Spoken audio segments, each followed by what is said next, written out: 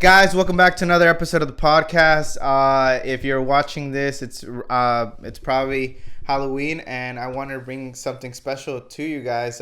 Someone local here from Charlotte that has really done his research on spooky history. And I would like to introduce you guys to Jason Tapp. If you're watching the episode, make sure you guys like, comment, and subscribe. Jason Tapp from Spooky CLT. How are you? Hello, I'm good. How are you doing? Good. Thank you. Thanks for having me. Thank you. And so Jason, before we start the episode, I know you've done quite a bit of research on Charlotte and on the spooky, on the paranormal. But first, I'd like to get to know who you are and kind of know where this affection for the spooky started, our interest started. Did it start from childhood? Is it something that happened to you or something that was passed down? No. Starting at the beginning, we're talking about spooky Charlotte. I'm not a native of Charlotte. I grew up as a Navy brat, but mostly was raised in Connecticut. Okay. By my parents, my mom was born and raised in Connecticut, and then she was in the Navy for 20 plus years, and then my dad, born and raised in Wilson area, North Carolina. Okay. They met in the Navy, and then we traveled, settled down in Connecticut. So that's where I grew up, kind of split back and forth between Connecticut, and then we would vacation in North Carolina and visit as much as we could. But my dad always kind of really instilled with us like North Carolina was the better place to be. Okay. I grew up mostly Catholic up until about middle school, and I think that like being raised Catholic it opens you up into like the world of angels and demons, good versus evil. And I think that's one of the roots of like why I like spooky stuff. Along with, I'm the youngest of four brothers, so I was introduced to horror movies way younger than I probably should have been. Okay. My name is Jason. Like, I've always understood the connection between myself and the Friday the 13th franchise. Okay. Jason Voorhees.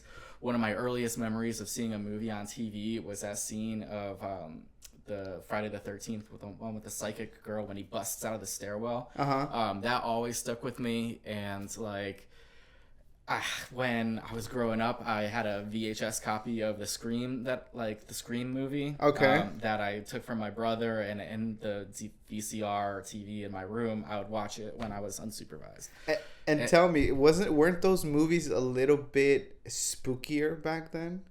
I do think that there's something very raw about them that, like, all those movies, you could put yourself in the shoes of the characters a lot more just because they look more like you. Mm-hmm. Nowadays, everything is so polished and like CGI, and it's like it's almost you know that it's not real just because of how clean everything looks. And like the older movies, just the other day I went to the Airsley Cinema Retro series that they have. They're still playing movies there? Yeah, Airsley.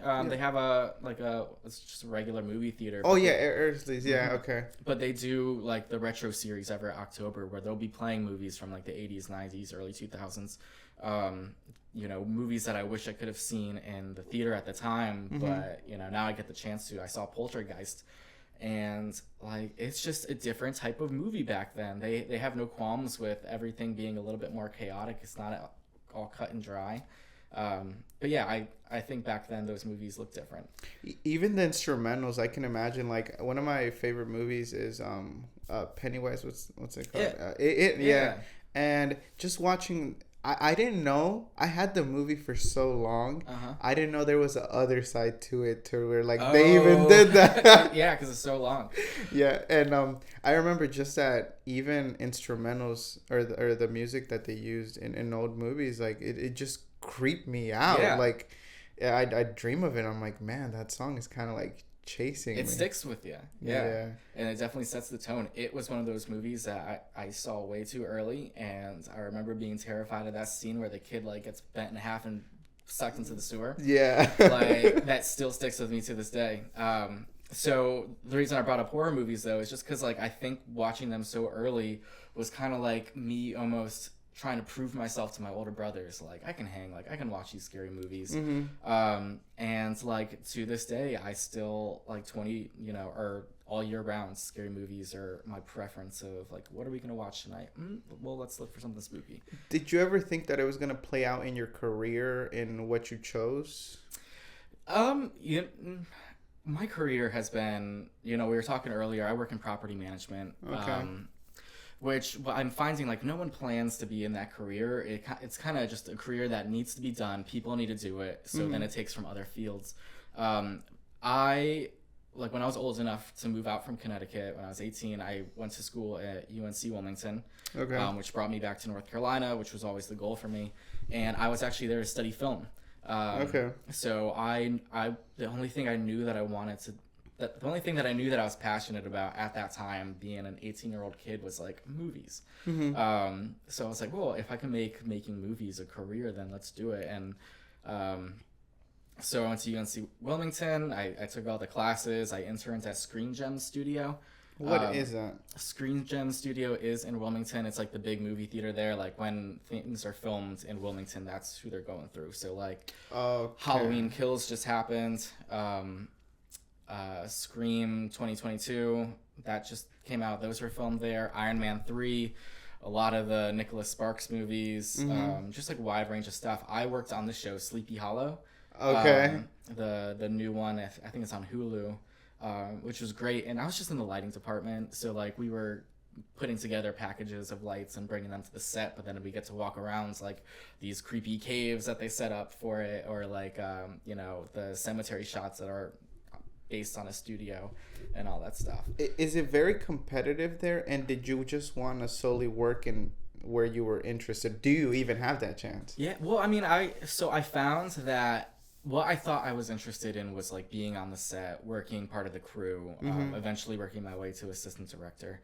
And what I found is how insecure it was. Like you work for a few months at a time, every single day pretty much for those few months, and then you can be not working for the equal amount of time. So contracts kind of. Exactly, yeah. So a lot of people there, they're like, well, I do this, and then when I'm not doing this, I'm a bartender, or like I work construction, or like just whatever they can work on other contracts.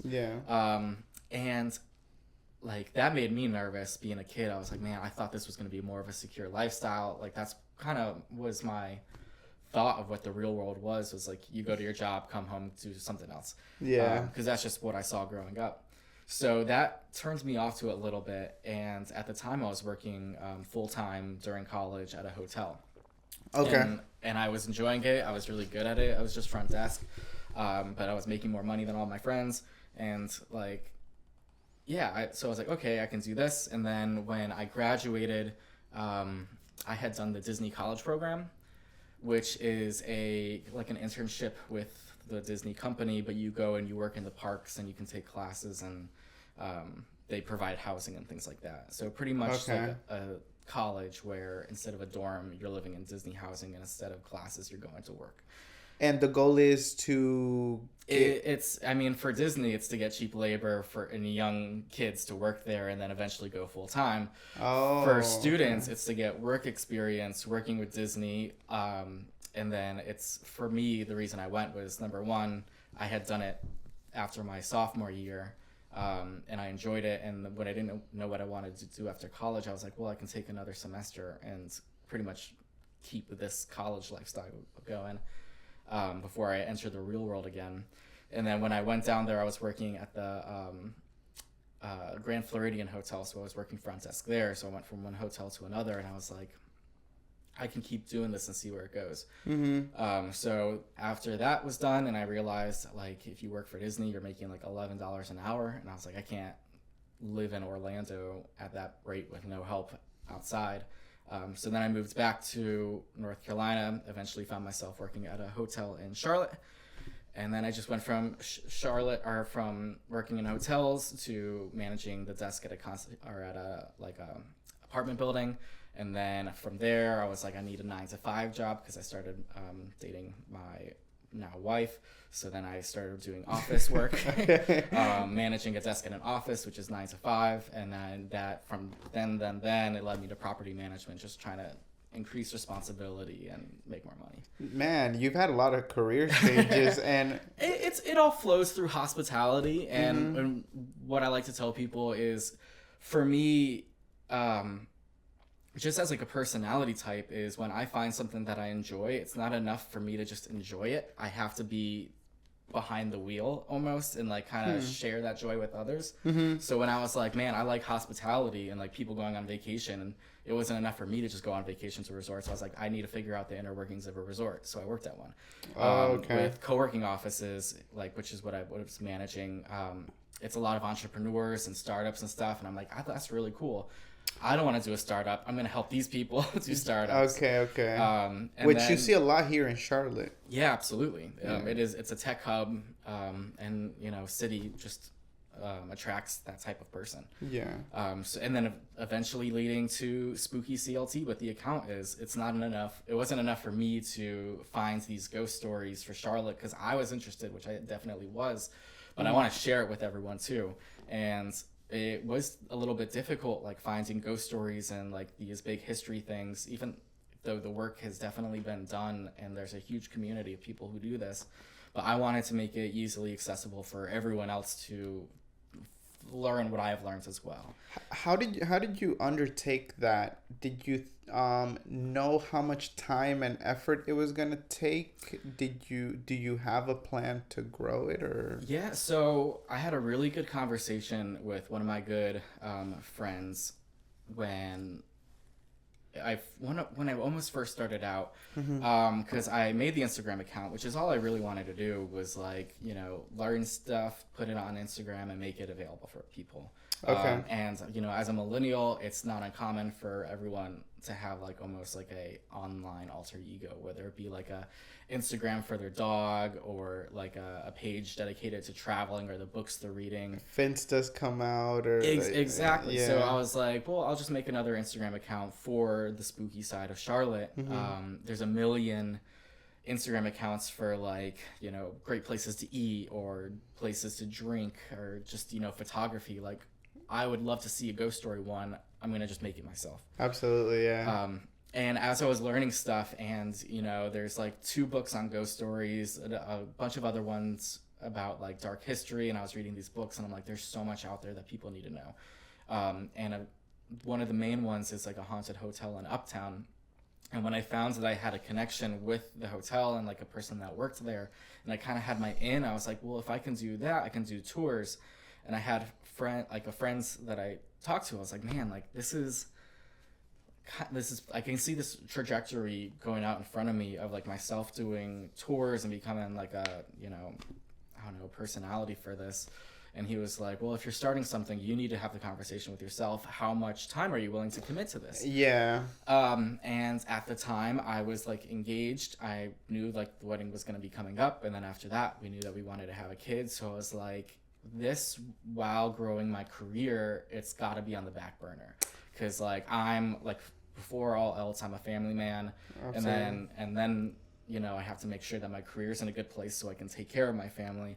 And then this is my fun passion project, which I'm very passionate about, but like it can't take up a lot of my time. So I've been doing it now for 6 years, where like I've made my mark on certain things. I've gotten involved with like other big projects.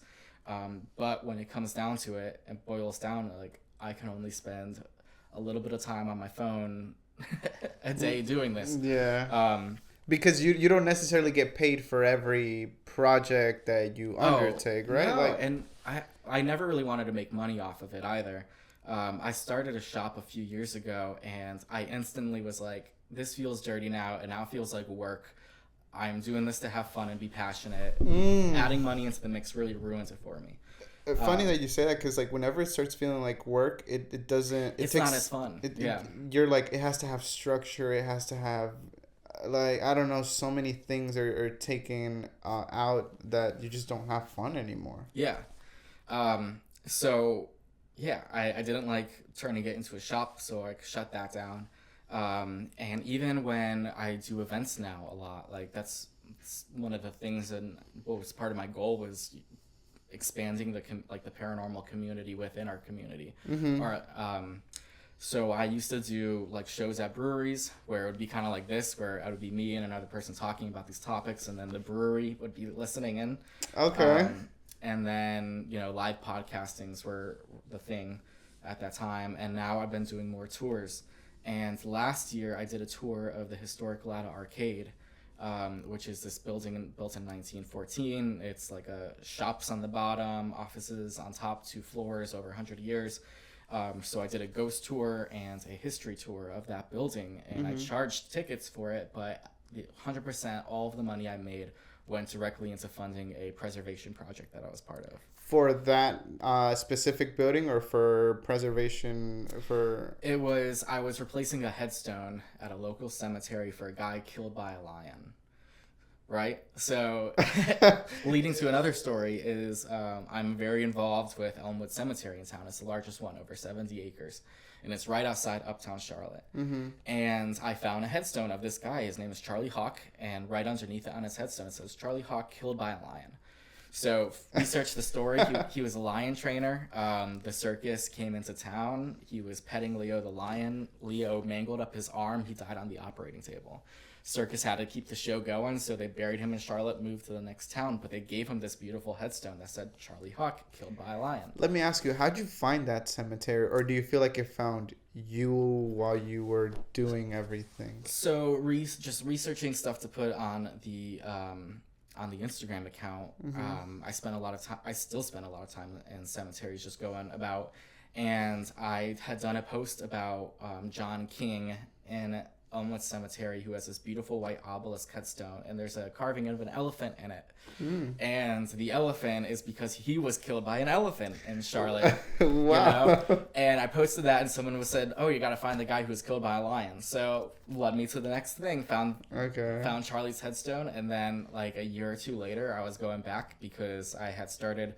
I did a lot of Instagram posts where it was just a picture and a text. And then as TikTok became more popular and I became more comfortable with it, I started going back and making a lot of TikToks based on things that I had already talked about. So I went to Charlie's headstone, saw that it was broken, got all upset about it, and had a couple thousand Instagram followers. I had already done different preservation projects in town. I was like, let's see what it would take to get this fixed. Because like, who else is going to do it? Yeah. So I committed to it, and 2 years later, I had been working with the cemetery to figure out like, how can I get them to do the work, and then I will just supply like a check, to make sure it's done right, that it's done through them, not stepping on anyone's toes. And by working with them, became more familiar with them. We got the headstone funded through like the various projects, like the Lada Arcade one. And now I am on the Historic Elmwood Pinewood Incorporated Board of Directors, because I like made myself known in this community, and then I've helped them with other things now. And eventually, when they were looking for board members, I was like, or they asked if they could nominate me, and I was like, hell yeah, I love this cemetery now. There's so much to learn in it. So now I'm part of their board of directors. And 2 weekends ago, I led a haunted history tour through the cemetery, pointing out different stories like the elephant and the lion and a slew of other things for the Historic Landmarks Commission. Whenever you do these tours in cemeteries or even in old buildings, are there certain things you have to make people aware of? Are there certain unexpected scenarios that can pop up because they are haunted, or you're well aware that these places are pretty much safer than? Yeah. My view on the paranormal, and I want to answer your question first, but it'll circle back. Yeah. So, like, walking through the cemetery, number one is I'm a certified trainer now, or I'm a certified tour guide now for the cemetery. There are 2 of us. Okay. So like I got the correct permission from the city to do these tours in the cemetery. I wasn't going rogue. In my spiel at the beginning, I was making sure people were extremely aware of their surroundings, if don't lean up against headstones, watch your feet because there's a lot of indentations in these old cemeteries. Fire ants, watch out for those mounds, like different stuff like that, along with making sure that like we're being respectful of the dead there. I asked everyone not to spit. Stuff like that. Yeah. So, and then for the historic tour I did in Lada Arcade, I was the property manager of that building. So we were talking before about like having a portfolio. Right now I'm only doing one new, very large building, but my last job before this, I was doing a lot of different old and historic buildings. I did have a portfolio. Okay. Ladder Arcade was one of them, and I just fell in love with the building. I was learning about the history, talking to the tenants, and just by doing my regular day job, I was able to come up with enough information to put this tour together. So I was like, I need to make money for Charlie. I can do it by doing this. So that's what I did. So I got permission from the landlord. I got permission from the tenants' spaces that we were entering and going through. It was after hours. They weren't operating. So things to watch out for were, making like the liability stuff. Didn't let them in the basement. Didn't let them in the attic.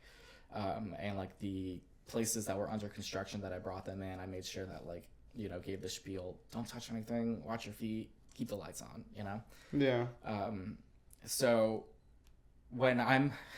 that's like the technical answer. Yeah, and that's kind of like the technical answer, yeah, because the spiritual answer. Yes, that's kind of what I was like. What you're probably asking. Yeah. Is like the way that I view hauntings is like you get that you can bring stuff home with you. I do believe. So protect yourself from that by being respectful. Don't purposely, what's the word I'm looking for? I don't want to say interrogate, but like aggravate the dead. Like don't, try to get a rise out of them. A lot of ghost shows that you probably watch, like Ghost Adventures, Zach Baggins, he does it all the time. My gosh, that guy is the first one that comes to my head. He is. He's the face of it. So much. He's the face of modern ghost hunting. Yeah. Props to him for the hustle. Respect.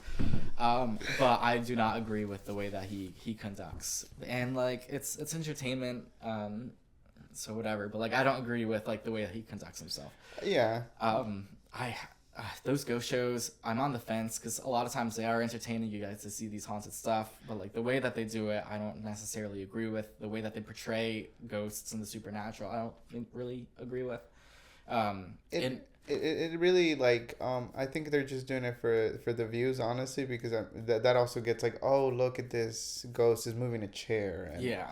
But then they're not even doing that anymore. Now, for him, it's oh, there's an orb through this 300-year-old building that probably hasn't had its filters changed in 6 years. Of course you're gonna see dust going on. Yeah. Yeah. So it sucks. In one hand, it's great that he got it that popular because it made the paranormal a lot more like a normal household thing where people see it and are exposed to it. But that was not the case 20 years ago before these shows came out. Yeah. But on the other hand, a lot of people when they try to get into the field and I would never gatekeep learning more about the supernatural, but I think that he leads people down the wrong path of how to learn and talk about this stuff, Yeah, and I think there's a safe manner to go about things just because it's kind of I take you as an example too. How did you know that you weren't gonna get struck by anything or get something attached to you? Those are the kind of questions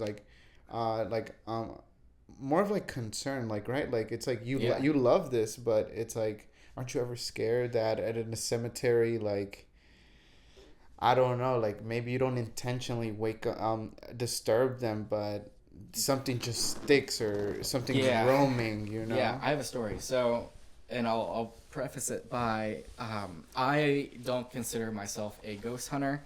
I think when I try to explain to people what I'm really doing is eventually I'm trying to build enough street credit and information to be useful. So years down the line, when a main character in a movie is going through a supernatural experience and they need an expert, they come to me, and I'm the guy in the chair saying, "Hey, man, this is what you're dealing with. This is how you get out of it. Like, here's the context." You know, like that's the character I want to play when you have an it's folklorist, yeah, folklorist, and right? because I'm learning about local ghost stories. I'm learning a lot of local history, and the more you learn about that stuff, the more it becomes very relevant for your day. We're close to Beatty's Ford Road, and like even just driving down Beatty's Ford, you can see like monuments on the side of the road for a battle that happened in the Revolutionary War where bees helped the colonists against the British. Like literally, a down the road is the Battle of the Bees that happens. I've never seen it, and that drives me nuts. And I drive it. Yep. All the time. So like in Charlotte, we had Revolutionary War battles that happened here. And one of them was the Battle of the Bees, the Battle of McIntyre Farm, where hundreds of British were going through the Charlotte countryside trying to ransack and raid farms to get their own supplies. And a group of only 13 colonists found like hundreds of them at this one farm, and the British knocked over a beehive, and so they started getting stung and like reacting like like they were being ambushed. So the colonists took advantage of it, started unloading on them, took out like a bunch of their men, and the hundreds and hundreds of British retreated back into town because of that. Wow. Right down the road, big marker. So you learn this stuff, and now things start sticking out to you. Hornets, also, that's why our NBA team is called the Hornets, because we had the Battle of the Bees, and Cornwallis said that Charlotte was like a hornet's nest. That's why cop cars have hornets' nests on them. That's why historic landmarks have hornets' nests on them. Like, Charlotte has incorporated this history into its identity. It's insane to me that you're like, you consider yourself a transplant, right? Like, yeah. And you know way more than I've ever have, like, and I've lived here in all these years. And that's what I'm finding too, is like this stuff is so fun, and like why not make sure everyone knows about it? And the only way I know how to like get the word out is social media. So but to circle back to the original question of like taking stuff home with you and being nervous about that, 100% I am. But like, I don't consider myself a ghost hunter. I consider myself a folklorist. I'm trying to get the information out there. And another way that I do that is I am a panel speaker at Con Carolinas, which is like a fandom convention that happens here in Charlotte near UNCC. Okay, how often? Every summer. Every summer? Yep. Okay. It's usually around the end of June. And they have a lot of tracks, but there's a paranormal track where like a lot of the experts in the area will come, and there will be different topics and like speeches you could sit on. So like Ghost Hunting 101, Ghosts of North Carolina, like cryptids, just like different paranormal topics. Okay. And one of them I was on a panel for, it was called like Ouija board, like evil or like good or evil. And you guys were questioning whether it was good or evil? Or? Yeah, that was the topic. It was supposed to be kind of like a debate, like between the panelists, like talking about their experiences in front of a crowd. And we had talked beforehand. We all brought in our own personal Ouija boards to show off and demonstrate, is something that we actually did. And at the time, I was like, Ouija boards, you get out of it where you go into it. If you go in with a bad attitude, looking to get harassed, being aggressive, then like something could happen to you. But that's not just because of the Ouija board. That's exactly what would happen if you were in like the presence of a spirit. You went to a haunted house, like you did that. Like, so that type of attitude, no matter what you're doing, it's gonna cause a negative reaction. Okay. If you go in positive and like have a good attitude, and even if you're just doing it as fun, like I don't think anything unnatural is gonna happen. How do you feel about Ouija boards? Actually, Ouija boards to me are terrifying. Really? They are. Maybe it's a culture thing too, just because in my country, I'm from Mexico. There's so much mysticism, also witchcraft. A lot of people recognize Guatemalans in a certain part of their country, and Veracruz, because I'm from Veracruz, as people that perform witchcraft, and every single time I meet a person like that's from Mm-hmm. Mexico, they're like, oh, that's where they perform witchcraft. And since I already have that with me, like one of the big things is also the Ouija board. Mm-hmm. And it's like what's the movie that it's Paranormal Activity, right? I think that that highlights it.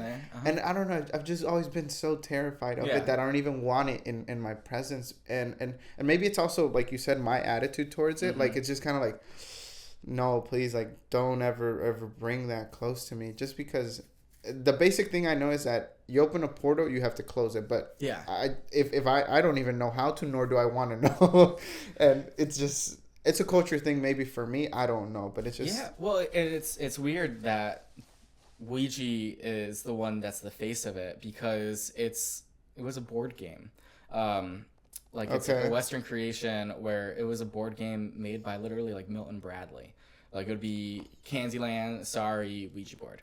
Like, really? Yeah, so it's based off of spirit boards, which have been used back as like far as ancient Egypt, and most cultures have their own version of it. I wonder, I don't know what the Mexican version would be, or even like the South American version.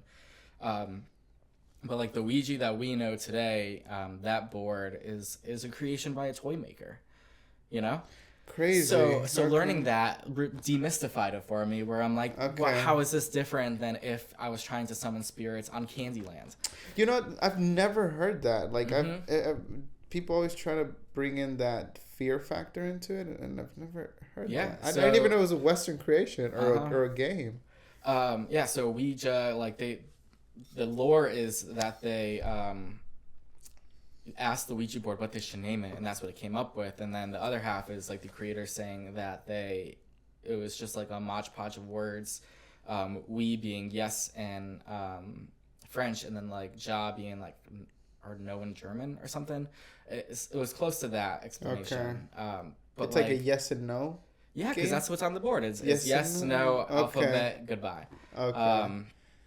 So, like, learning that demystified it for me. Okay. However, so went home that night, or another part of that story is like when I did make a shop in the beginning and I was selling stuff and I didn't like it. One of the things I made was a 3D printed like custom planchette. Is the piece that you move across the board. Okay. So I had brought that to this demonstration. That you made yourself. That I made, or I gave the person the design and then they made it. Okay. But I put that in the board when we were all done. So, like, I took the Ouija board home that night, and immediately, it was over the course of a Friday and Saturday, immediately that weekend, my wife, who was pregnant, started complaining about having, like, bad dreams. Our cats were just, like, goblin mode, just, like, extremely aggressive. Usually they're so docile, but, like, just going crazy. And then the tip of the iceberg was... like I said, my wife was pregnant. She had all of these pillows with her. I only got this one sliver on the side of the bed.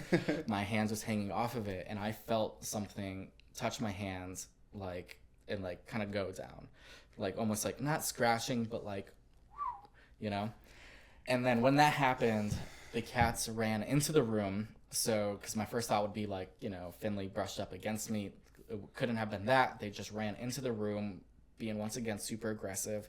And like I felt it, and I knew it wasn't right. It did not feel right. Like, and my mind instantly went to like demon. So the next morning, talking with my wife, I'm like, hey, this happened. She's like, I had another bad dream. Cats are still going crazy. Like, what is going on in this house?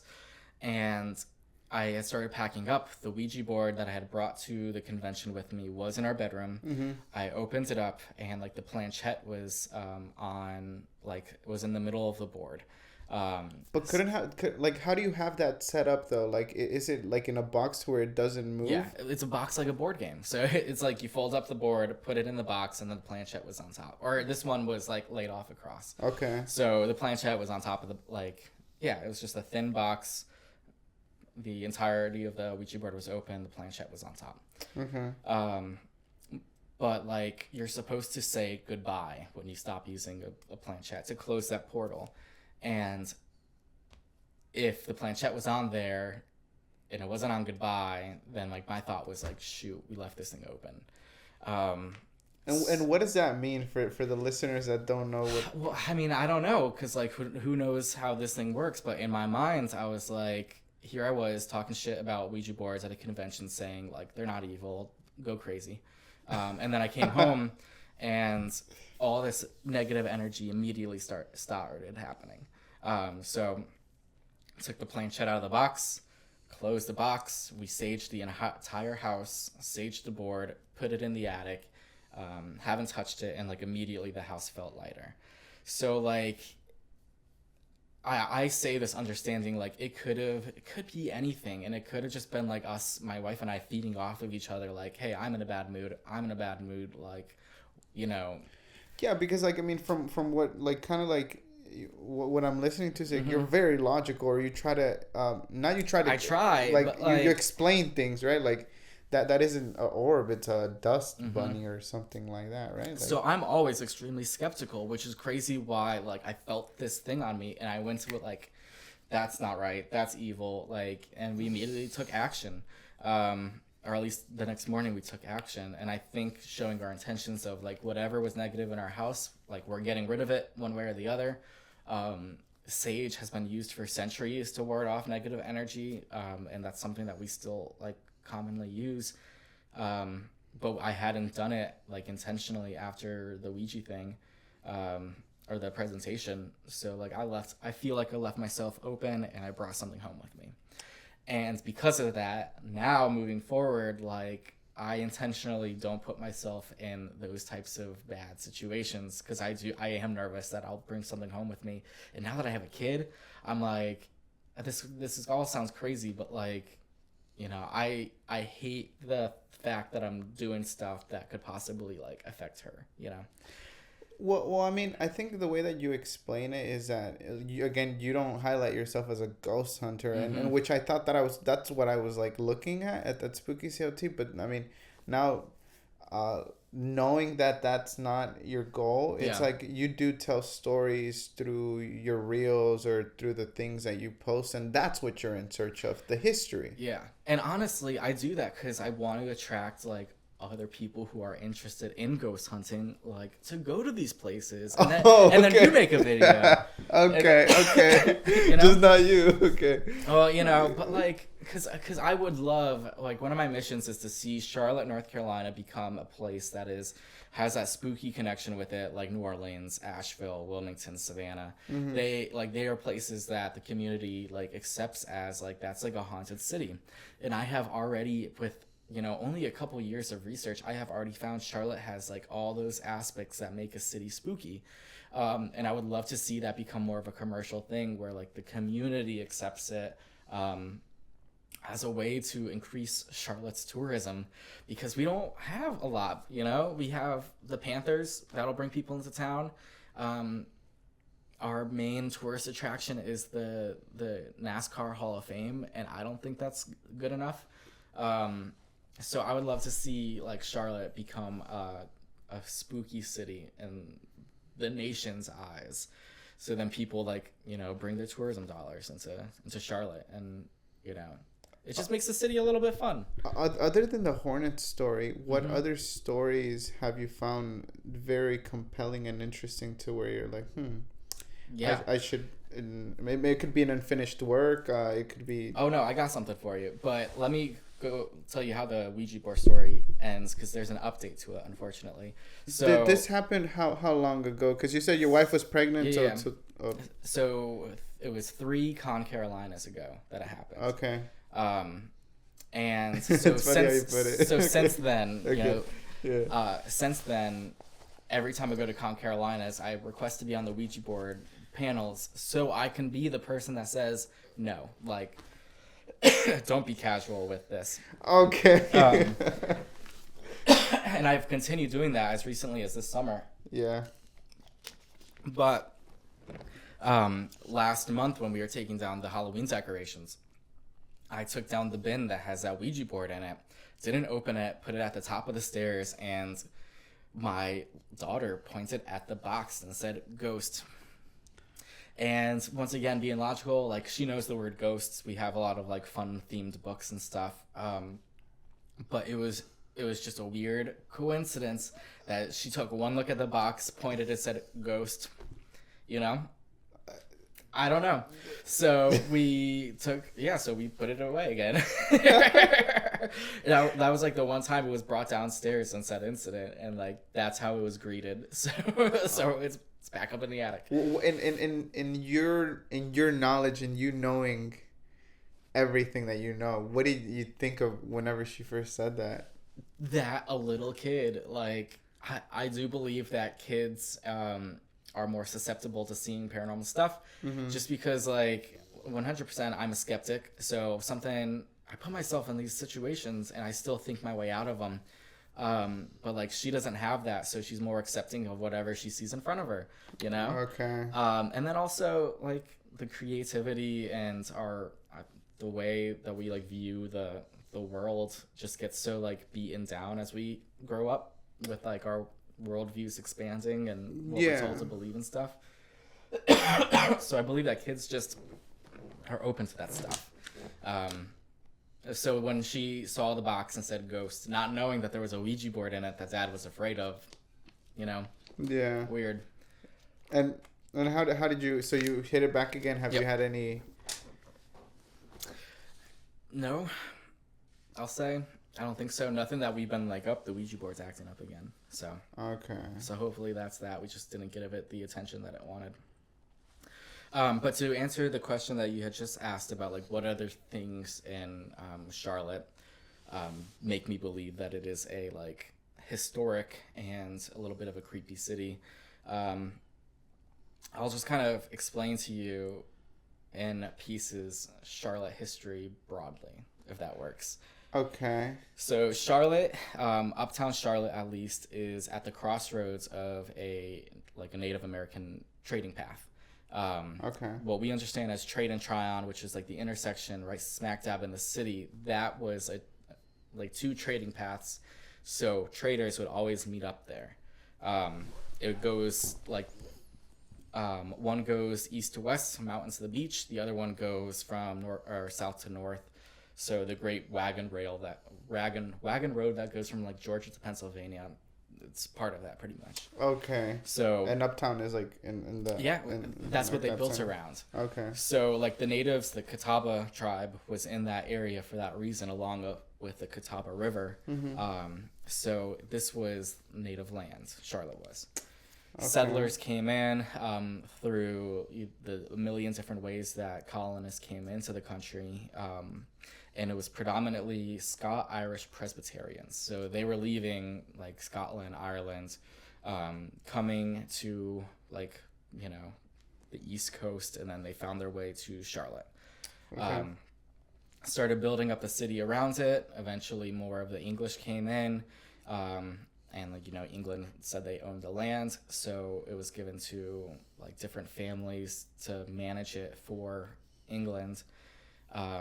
And eventually, when they wanted to have a courthouse and they needed more money and more supplies, they told the King of England, like, hey, we'll name the city after your wife, Queen Charlotte, if you give us enough money to build this courthouse. And that's what they did. So we started referring to ourselves as Charlottetown, and then it was just Charlotte. So that's how we named our city. It was based after the king's wife. Is that? I mean, this might be a really dumb question, but what that courthouse does it still stand, or no, it was a wooden structure. Wooden structure. But there is a monument uptown of like where it stood. Okay. And for years they would recreate it and build it for a specific event that I'll touch on in just 1 second. So, here we are saying that we're Charlotte, and then 5 years later, as the country started to gear up for the revolution, Mecklenburg County was, our story is we were the first group of, white land owning guys to declare independence from the throne. So we created the Mecklenburg Declaration of Independence, 1775. Signed on May 20th.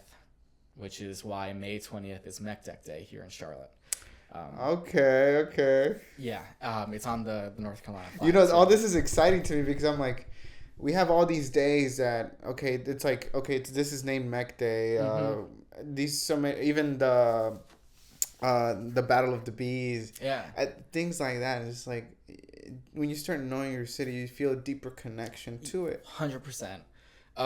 So we made the mech deck, and understanding that if they were caught with it, that they would be declared traitors. Yes. So they're like, we need to put this in front of Congress as soon as possible. So they had this guy, Captain Jack, ride his horse from Charlotte to Philadelphia, almost like a Charlotte Paul Revere. And he wrote it up, said, hey, we're declaring our independence. And then Congress was like, slow down. We're not ready for that yet. Take it back. So they said we don't want it. And then, a year later, Thomas Jefferson is creating his Declaration of Independence. And there are a lot of similarities in the verbiage, to the point where after the fact, John Adams wrote Thomas Jefferson a personal letter saying like, hey, like I just found out about your plagiarism. What's that about? That's really? That's me rephrasing. Yeah. Wow. The two of them didn't like each other. So it was a burn. He was saying like, how did I not know about the Mecklenburg Declaration of Independence? You creating the words that you use make a lot more sense now. Because he was like, you copied off of theirs. Wow.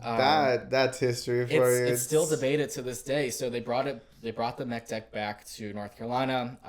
The Brevard family was holding on to it. The house burnt down, never to be seen again. And now throughout time, it was like almost forgotten, where only locals cared about it. Okay. But like Mech Deck Day on May 20th used to be like a big like town or city holiday where like presidents would come into town to celebrate it for us. But when was it that big? Before 50s, 60s, okay. like the 1900s more so. Wow. Okay. And that could have just been like, post-Civil War, wanting to regain our American identity, going back to one of the things that made us American. Okay. But like Taft came into town, Ford, he came into town for it. I'm pretty sure Nixon did. So all of these presidents used to come to Charlotte specifically for Mech Deck Day. It was like this big thing. But because, again, doesn't that give the... what's the word? A city and identity that it can be proud of. Yeah, and also the idea that the thing we wrote actually inspired that, or yeah. Doesn't that support that? That's our story, is saying that like I think it would have happened no matter what, but like we were the first ones to take the step towards having a Declaration of Independence that separated us from England. Wow. Wow. So, and that happened May 20th, 1775. So before July 4th, 1776. Yeah. Okay, yeah. And so the mech deck, huge part of our identity, and trying to make it popular again, or at least known about. But American Revolution happens. We had the Battle of Charlotte happen in the middle of Uptown. We had the Battle of the Bees. And then there's a few other things like Guilford Courthouse, Kings Mountain, which are in the area, but not really Charlotte. But like this, we were on the theater of like the Southern War, which is cool to think about. Like, when you're looking back at history, a lot of people, that's what they cling to. It's like what battles happened here, like what different things helped shape the country happen here. Mm-hmm. And that's one of them.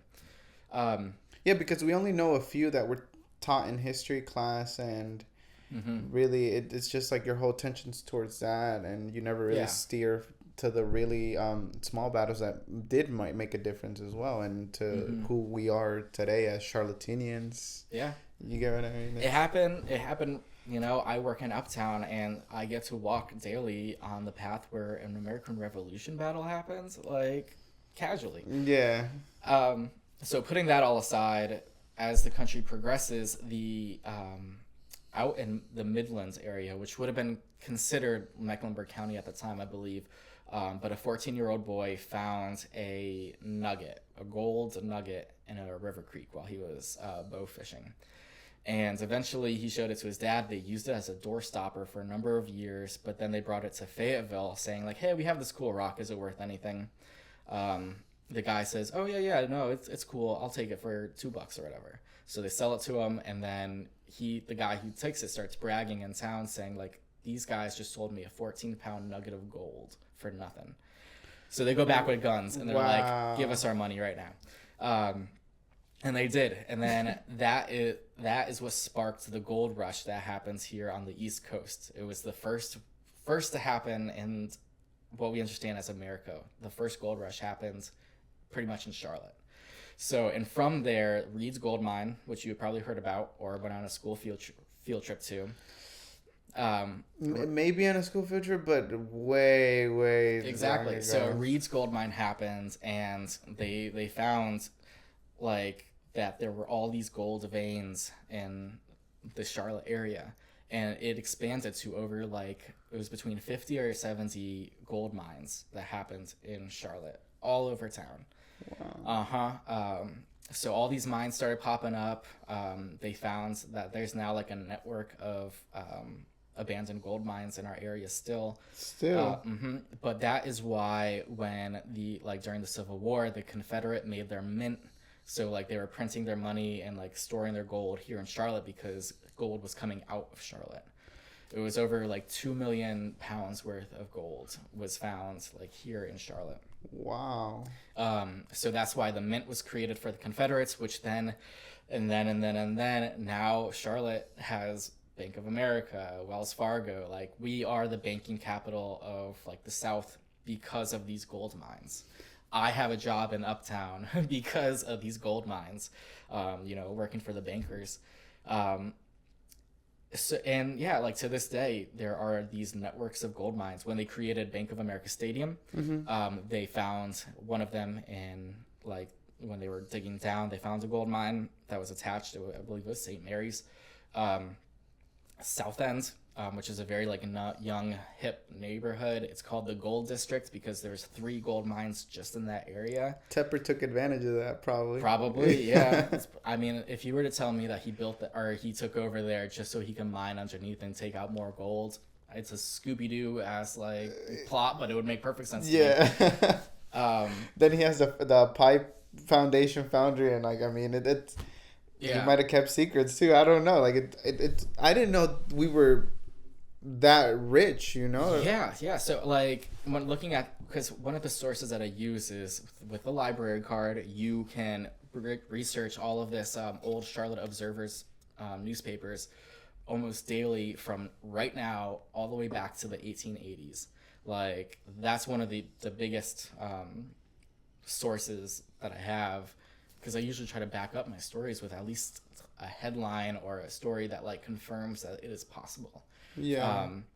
And I found an article that was from like the early 1900s where the gold mines were still active, but they also found granite, which was like used for your countertops, but also pieces of it would be used for asphalt.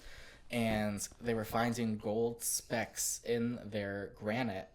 And then they were paving it they're paving the streets with the asphalt made from that granite. And it was literally, the headline was like, the streets of Charlotte are paved with gold.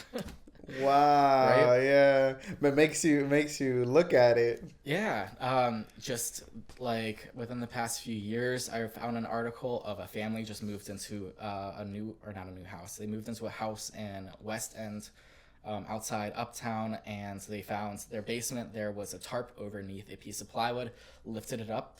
A hole that went 50 feet down into a gold mine was there. That the previous owner, the previous owner knew about it, but didn't tell anyone because he wanted to sell his house.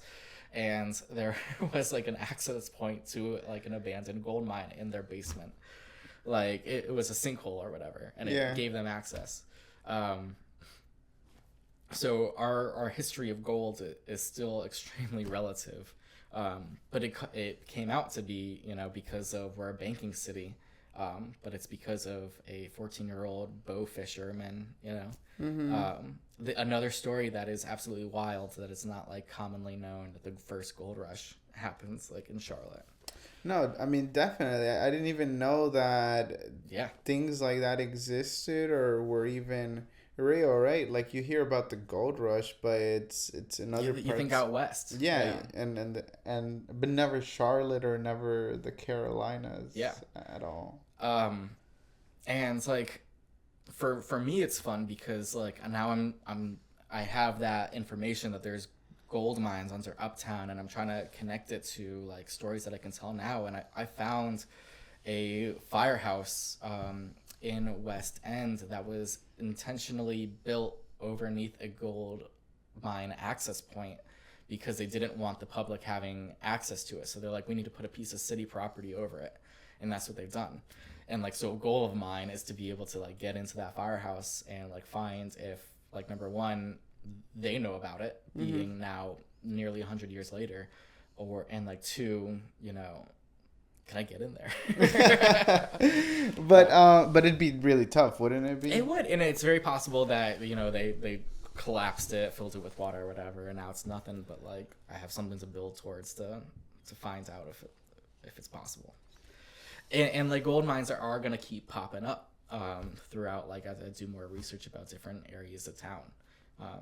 Because, like I said, like over 50 gold mines in the area, so it would make sense, you know. If I found a story where a guy was killed by a furnace fire that happens in a gold mine, in the mine that Bank of America Stadium was built over. So like, someone died, like on the lands where it was built. And then we forget these stories, and then. Do those entities end up staying there, like, if they're not buried? Because then we go to that part, right? Like, there's so much on top of people's graves that we're not even aware of. Does that invite paranormal entities that are bad? So let me tell you one more Charlotte history thing, and then we'll go into like what we think ghosts are. Okay. Because I'm ready for that part of the conversation, but I want to make sure I don't forget this. So Prohibition happened in the United States, and it was in like the 1910s up to the 1930s. Charlotte was one of the later people to take it back, but liquor was illegal federally. So all these people were making their bootleg liquor, particularly in the mountain areas. They would make their bootleg liquor, and then these guys would drive and deliver it, you know, from the mountains to the city. They were, you know, liquor runners. So to be able to outrun the cops, they started self-modifying their cars to make them lighter and faster. And by doing that, they got really good at it, and they started racing each other on their modified cars that what they were using to outrun the cops, and then we have NASCAR. Right? Okay. So to think it started from Prohibition. Yeah, so I mentioned earlier that Charlotte has the NASCAR Hall of Fame. It makes sense because it was the drivers in this area that helped create the sport of NASCAR. But like, you know, guy who works in Uptown, I never see it busy. Yeah. So I'm like, is that really what we want to set our identity to? And I think it is, but we need to do a better job on making sure that they know that it started, you know, here. Does the NASCAR Hall of Fame building it stands there? Do they tell that type of history? They do. Because I've been to it. And like, there's like a movie that they ask you to watch, like the first thing that you get there, and it's a more intricate version of the story that I just told you. Okay. So they acknowledge it, and then like the history is like, or the building is like a museum towards the growth of NASCAR, and then they'll have different like, you know, it's a museum, but then there's interactive stuff where you can do like driving simulators for NASCAR. It is fun. I just like, I've never heard anyone coming into town specifically for it, you know? Okay, yeah. Yeah, so Charlotte, like, I think those are like good pillars from us to build our cultural identity. Charlotte. Okay. Yeah, because like you hear words like charlatanian and but they're more associated towards like sports. Yeah. Hornets. We're not even that good either. We're not. So it's good to build off other things, right? That you can associate yourself with, and I am absolutely astonished that I had never heard of some of the things that you're talking about, and I live close to where the Battle of the Bees happened, and right. Yeah, so these are the types of what I consider now very basic pieces of Charlotte history that I'm trying to implant into others, and the way that I do that is by framing it through the spooky lens of like the people who don't like history or don't find themselves getting interested into it, who are willing to maybe lend an ear to a ghost story. So next thing you know, like, talking about how like that there was a guy who's buried underneath Bank of America Stadium in a gold mine, and then why there's so many banks uptown. All right, so but talking about ghosts in general and the paranormal, I do not claim to know it all. I have only know the things that I've learned and have experienced the past 6-7 years, as well as prior knowledge. But what I believe ghosts are like within each of us, there is that like spark of identity, which I feel comfortable calling a soul. And when you have like that soul within you that is also like electricity that is communicating like from your brain, which I believe is more like a microchip, to like, it's like what tells your brain what to do, Yeah. And on the biological stance, like we understand like that the brain has different like cortexes and sections, and you poke one thing and your finger moves, and like that's like the physical part of it. But you cannot deny that within you there is something that makes you you. Kind of like owner of yourself, or your soul, like what makes you you. And while like your physical self can die and be no longer operable, but like that piece within you that's you, that electricity, like that can't die along with your body, is what I believe. And you said you left the Catholic religion kind of in middle school. Do you still associate those things to some type of God, or is it the word? Yes, I mean, like not to go into religion. I left Catholicism. My family did, because my parents joined what I would call like a Northern Baptist church. We were in Connecticut, so it was like that evangelical. You go there on Sunday. Like locally, we have Elevation. It's kind of like that type of church, where evangelical, high energy places, saying that they're like Bible-based church, but like it happened at a time in middle school where like number one, at first I accepted it, but then I was like, all right, I'm a teenager, I need to rebel. So then I was fighting against it. But for like the next 10 years, I was exposed to like this type of community constantly. Like my parents all they wanted to do during that time of their life was talk about Jesus, 100%. Like I would say, hey, I have a math problem that I need help, and Jesus was in the conversation somehow. Like, so that was just my experience with them putting that on me. So at first, like I wanted to turn my back on God, because of my disdain for the church, where I'm like, I didn't think it was genuine. They were talking about helping people, but like they weren't. I had a brother who was gay, and the way that they had like talking about kind of political issues in the church, drawing sides, like, one sentence would be Jesus says loves your neighbor. The next sentence is it's an abomination for people to be gay. Don't let them get married. And that kind of like a contradiction to it. I agree. But like, it saved my parents' marriage, so I couldn't be too mad at it. But like, I just got turned off by the church because I was surrounded by all these people. A lot of them were bullying me, like, at this church, and I'm like, how does this work? Like, how are we all supposed to be here to try to be better people? And some of y'all are just the worst. Which is what I dealt with. And like in college and stuff, I wanted to just turn my back on God and being like, no. It's the natural world that we live in is it. That's it. Okay. But growing up and my worldview changing is I cannot deny that there's definitely a guiding hand in the universe that made us be able to be in this room having this conversation. And also just like, even within us, there's something that we can't explain. And I asked you a question because you believe that the soul still exists, but in what realm then? And that's part of the conversation too, because like I would be open to the idea of like this space that we're taking up in, if there was layers on it that coincide with different things that are like different sentient stuff that's happening that we don't know about it, but it's sharing the same space.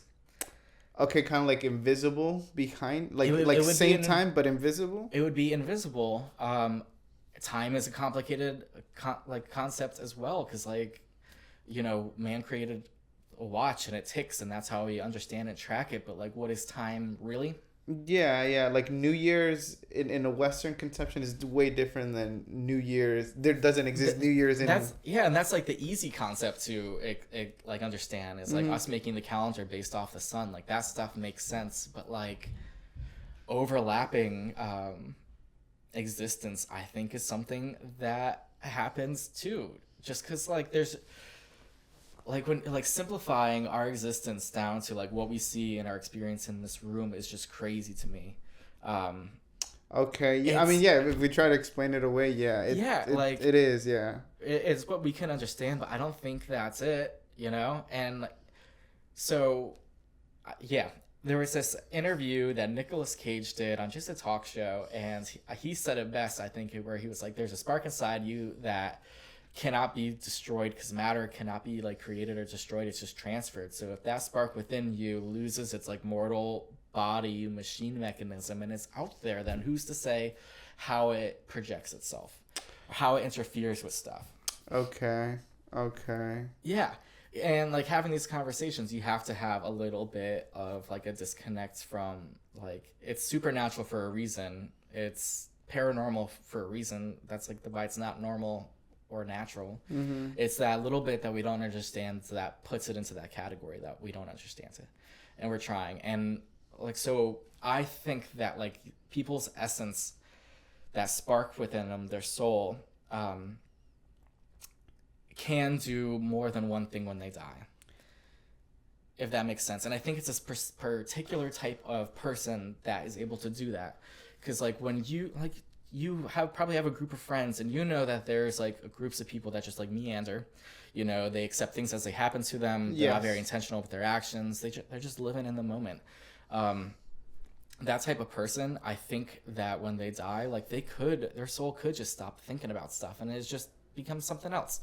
Okay. I think if someone is completely plagued with regret and just holding on to old grudges and just kind of have made this personal hell for themselves inside their own head, when they die, their consciousness may still be experiencing that torment that they had day to day, and that's our version of hell almost. That's what I was gonna ask you. I was like, so that's like a tainted soul. You said the word tainted, but yeah, I would think that they're still holding on to that anger that they had in life because they don't know what else to do. Like that's their spark is almost like that direction, so they've made hell for themselves. And on the other side of that, and like it makes sense that like Jesus's teachings of love your neighbor and take care of the poorest among us, and like do all these things that would make you guilt free, that when you pass, you go knowing that you made your time on earth worthwhile, that you have a good spirit, and that you may be able to just like stop existing in the ether because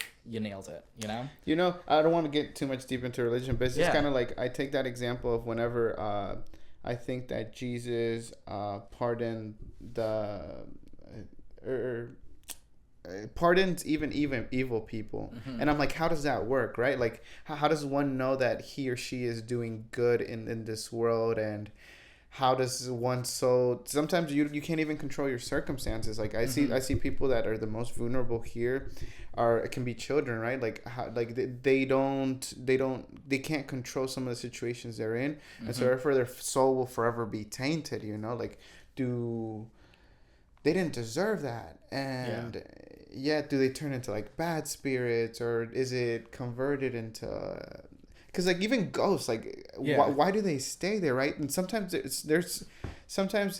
maybe they're like, oh, they were influenced by an exterior circumstance, which could be like a demon. But then in other situations, they could also have been corrupted because of a situation or a circumstance they grew up in. So make sure we circle back to, you use the word demon. But like in what I have found with these buildings within Charlotte, the number one thing that is like the usual reason why I believe there's like a spirit there acting intelligently is because they probably worked there. And They work there in they work there in the building because like if you like going back to you have your friends that are just meander, and then you have your friends that are like if they're anal at their job, if that becomes their purpose, and those people that just give it like 100% what they got, they put it into their work. Yes. They don't see anything else but that's their life. That's what they care about. Okay. When they dream, they're dreaming about that. So yes. if they were working and then on their way home hit by a bus, it would make sense to me that spark within them, that soul, like if they didn't understand, I mean, I'm not saying that there's like people who will talk about unfinished business, which I think is part of it. But then also I think it's just like people doing what they're comfortable with and repeating actions in their life, like when you're kind of thinking about what you did that day. So if someone who's like a workaholic passes, their essence may just go back to work and like complete the routine of if they were a security guard and they maintained the building for 30 years and they know every nook and cranny of that place like the back of their hands, like they could just like close their eyes and visualize it. It would make sense to me that like they know 9:45 got to be at this checkpoint, 10:30 they got to be at this checkpoint.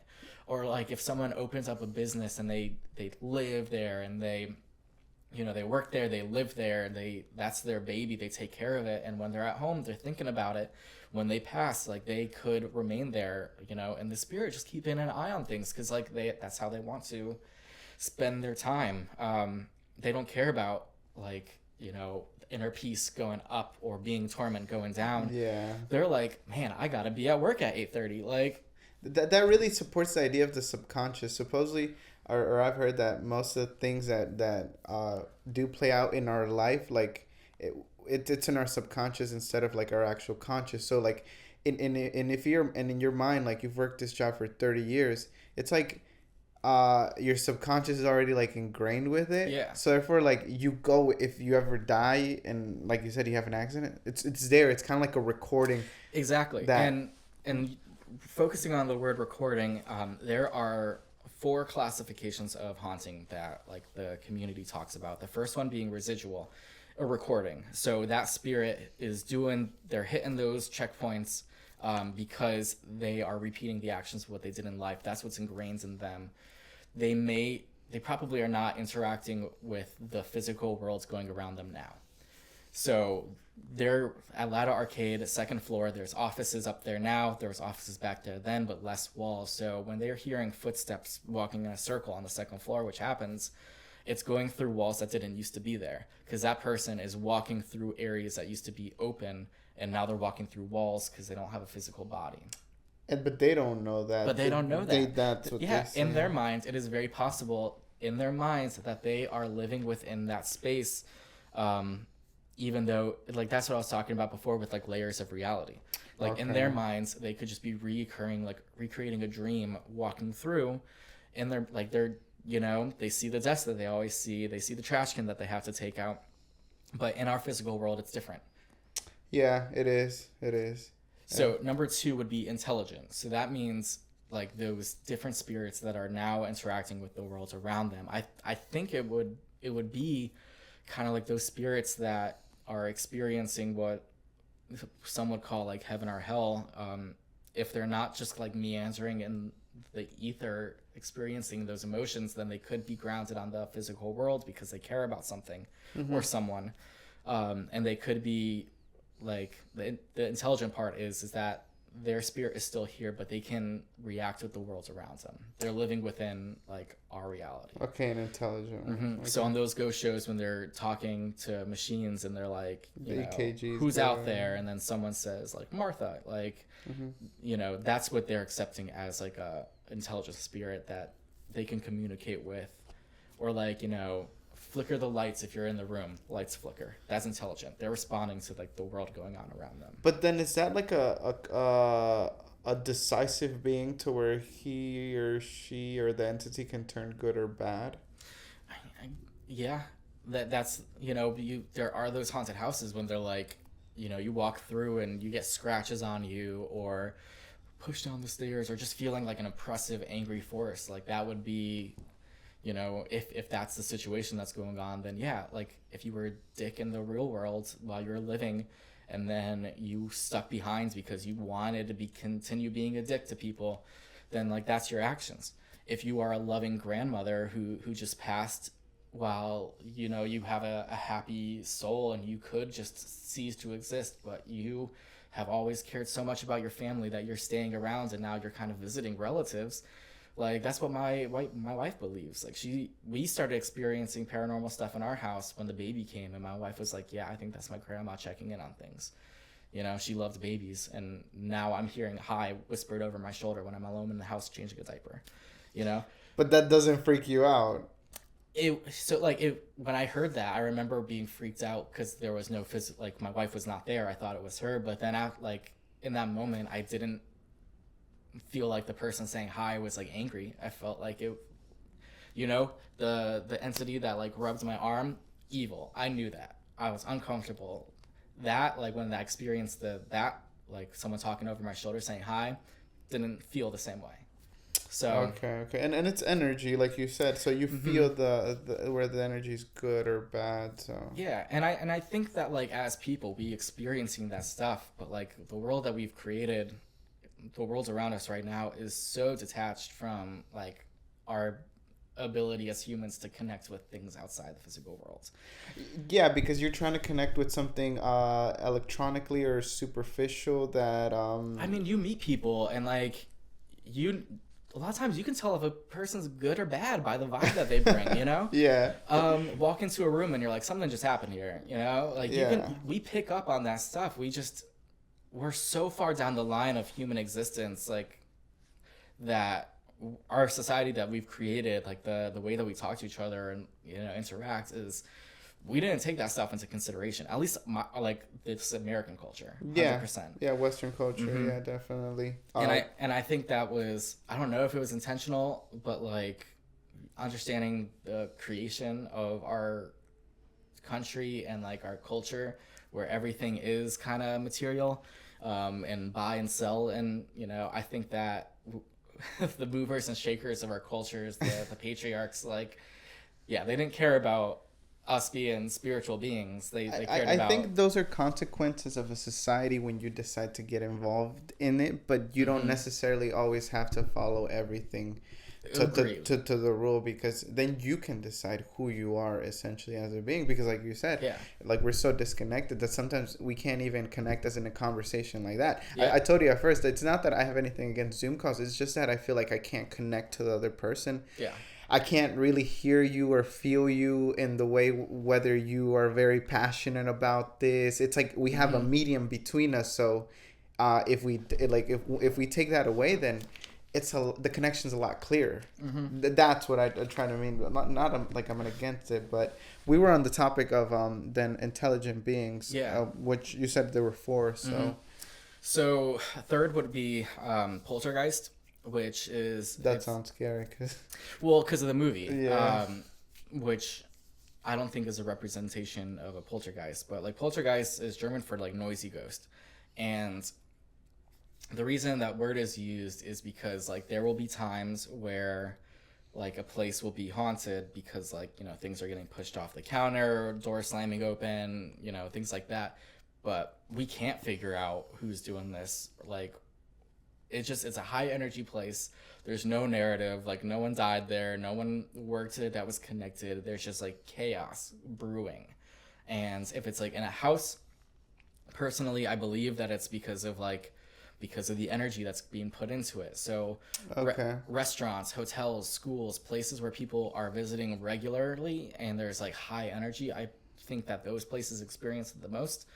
Like 9 times out of 10, you'll find at restaurants that something weird is going on behind closed doors, like, you know, a room that they won't go to, or something that just like happens recurrently.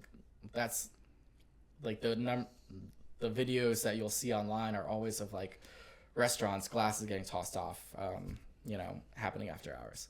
So poltergeist is just like when energy is like being put into a place or a person, and it reacts by like supernatural paranormal things happening, but it's not because of like a being that is either acting intelligently or like on a record. Okay. It's more chaotic. So like Because that's just his nature. it's not like a single entity. It's just like people bringing energy into this area, and then the energy that they're bringing into this area is allowing, you know, things that we don't fully understand to react with the physical world. That's a okay. That's a new concept for me. It's like we're like, what's it called? I don't know. We're like charging up Yes, something, yeah. like, and then it just has to break. It has to manifest itself in some way. Exactly. I think you said it better than I did, honestly. That's okay. It's an interesting concept. Mhm. Again, poltergeist. It's like, oh, that's a scary word. It's a scary word, and that's probably why they used it. But yeah, and then also sometimes it follows like people as opposed to a place, and it's connected with usually like if you look online and stuff or talk to people, they'll say the same thing where it's like girls going through puberty will bring it. But I think anyone that is going through like an emotionally charged time in their life could be attracting things to manifest around them just because of how much crazy they're putting into the world, you know? Yeah. But yeah, poltergeist, there's no real narrative around it, and that's usually what people call stuff up until they find out, like, oh yeah, like the barkeeper was murdered in his home and he would work there 20 years, like, and then it makes more sense, the actions, but like sometimes it just doesn't make sense and just weird shit just happens. Mm-hmm. The fourth one is inhuman. So we've been talking about how like within us there is that spark, that soul, and it is on repeat or acting intelligently, but sometimes that spark, that soul, has never been anchored down into a person, and that's when people start talking about demons. Like demons are not bad ghosts, like they are a different entity, like they are a different entity than you know, if you were to die and you're an asshole and you come back, like that doesn't make you a demon. People believe that demons are like, I mean, if you're going back to the Bible, people believe that demons are like fallen angels. Yeah. And angels, according to the Bible, are like celestial beings. They're pretty much like aliens in a sense. So they wouldn't necessarily embody a body, right? Exactly. Okay. So I think like for me, talking exclusively about what I believe we identify demons as, it's just like an ancient soul that has developed almost like a new personality, to where they could be like intentionally attacking certain people, and then the other coin of that is like guardian angels, which a lot of people have. So like, yeah, it's just a good intentioned being that has existed in this world forever, is just going around and doing good, and maybe attaches itself to a particular person and they want to take care of this person. Same thing happens with demons. Like it'll attach itself to you because it's like, you're going through a lot and I know how to make your life worse. So things like that. okay. Then the same, different side but same coin, there's also like water and earth spirits. So like different cultures will talk about like fairies or the fae, where like if you go into the forest, everyone experiences the same type of like entity that's there, and it's just like an ancient spark spirit that has anchored itself to a physical location to be either like a guardian or just like likes to hang out there. You know, I like the fact that like either way it's spooky, right? It's spooky that there are other beings walking in the same in through different layers of our reality. And but talking to you, you kind of took out the real like fear out of it. It's spooky, but like fear, and a lot of the times we create that reality that we experience. And so therefore, if we kind of looked at it more objectively, then maybe we can start understanding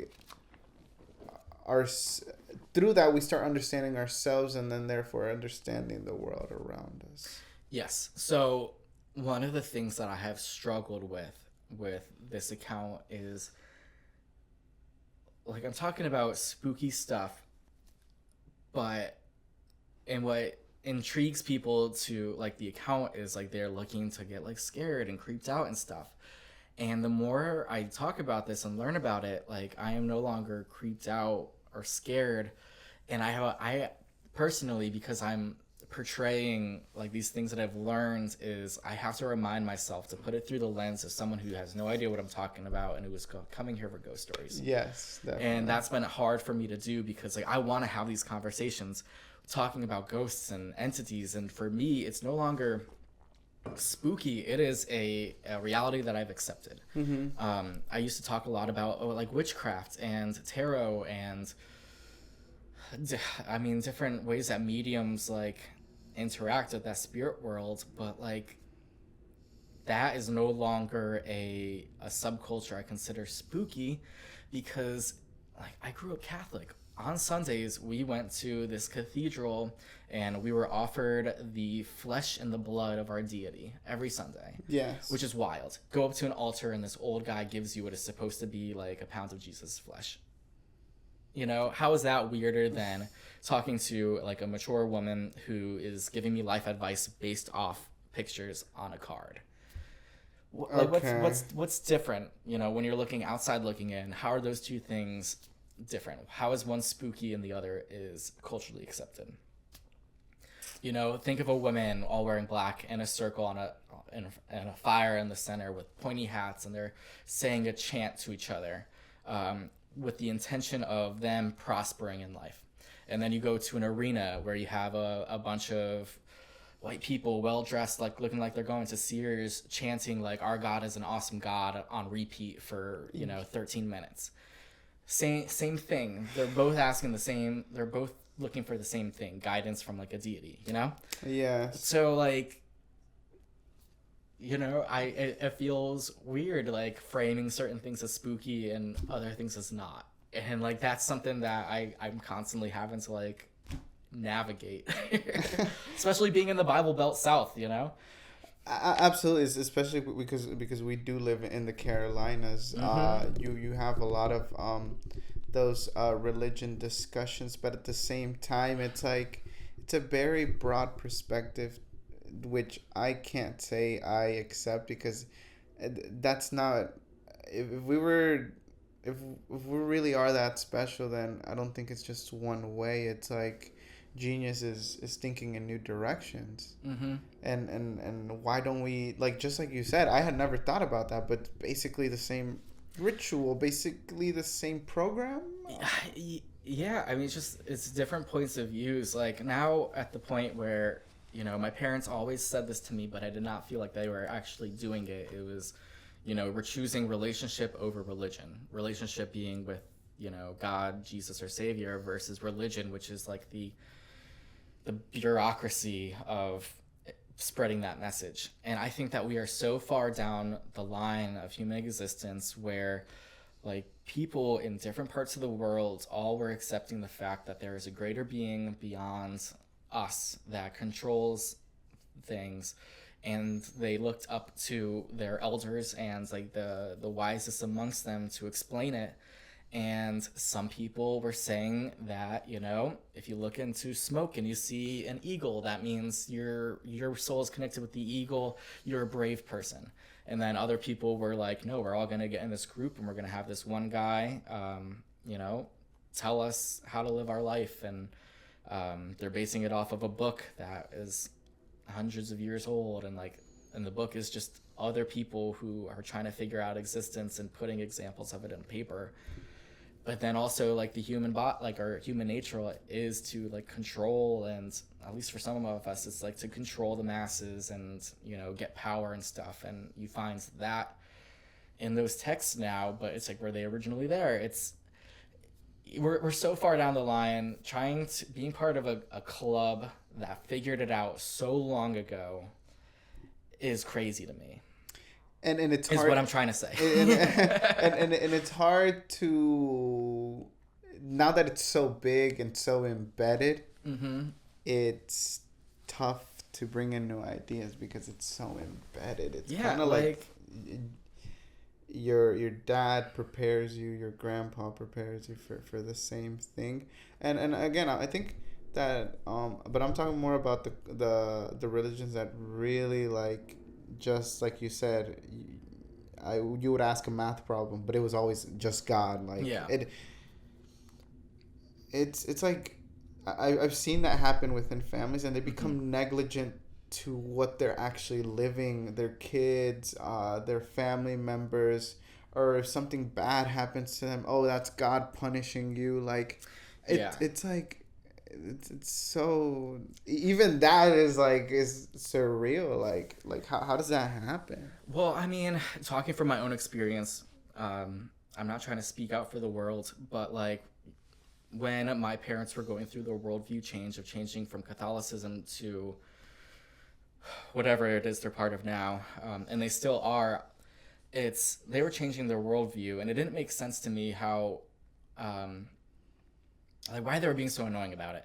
And then it happened to me in a different way where 2016 happened. The Trump administration was gearing up, and I, being raised by Christian evangelicals, I was raised in a Fox News house where I had a lot of over-the-top conservative ideas that I had accepted, but I never really, I was just, I was a dumb kid. I was just living in the world without a lot of thought or direction. So, and I thought that I had those beliefs, but when it came down to me using those beliefs interacting with the world, it never connected. I'm like gay people shouldn't be able to have the freedom to get married. But I also believe as an American, you should be able to do whatever you want with marriage because you have a freedom.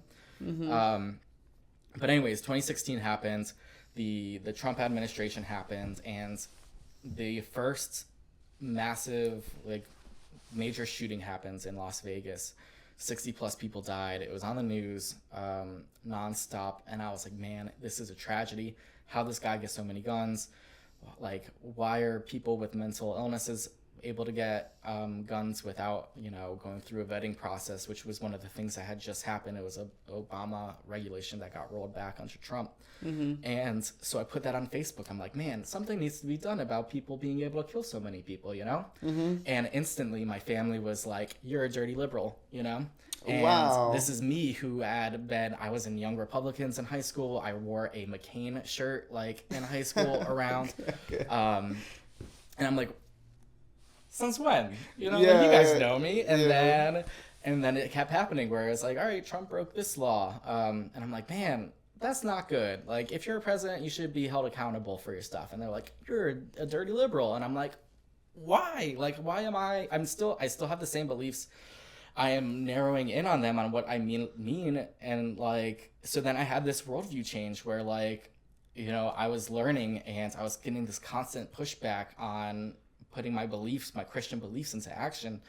And I had to go so deep the other direction because I was getting pushed there by people. Yeah. And my worldview changed and I became really annoying about how my dad was bringing up Jesus into math. I started becoming that guy that was yeah, there's a reason there's plastic in the water. It's because corporations don't want to have to cut down on expenses to take it out. And if you deregulate them and give them the ability to not oversee themselves or make sure they're poisoning people around them, they're never going to do it. And I would just be in a conversation about water tastes funny. I was becoming annoying about my worldview changing, which I now understand that is exactly what they were doing. So I get now why they did that. Their worldview was just changing, and that's how they chose to be annoying about it, which is just happens to be, in my personal opinion, more annoying when you're talking about bringing up Jesus and everything. Yeah, it could be equally annoying as bringing up Trump with everything, But I think the important thing is to have the dialogue and maybe not immediately convict someone because of something they said, because language is very weird. It's language becomes alive while you're saying it, and so therefore you have to have that conversation in order to be able to understand even the essence of the other person. Like it's like you can't just say one, like I can't just say one sentence and you convict me of like, oh, that's who he is. No. Then what does that say of the other person, right? But then the other person doesn't even look that deep because of his or her beliefs. And keep in mind, a lot of these conversations are happening on freaking social media. Yeah. So it's like we shouldn't be able to have these types of conversations, you know? Yeah. Like unless you're having them face to face in a and then you're not gonna say mean things directly because you're talking to the person's face, you know? Yeah. So and social media is a weird thing. Like I think that as many good things, there's also bad things, and like I'm just glad that even for you in what you're doing and what you're partaking, it's like these projects to where use it for good, and even bringing relevance to the spooky and bringing knowledge to the aficionados of the paranormal and bringing us together.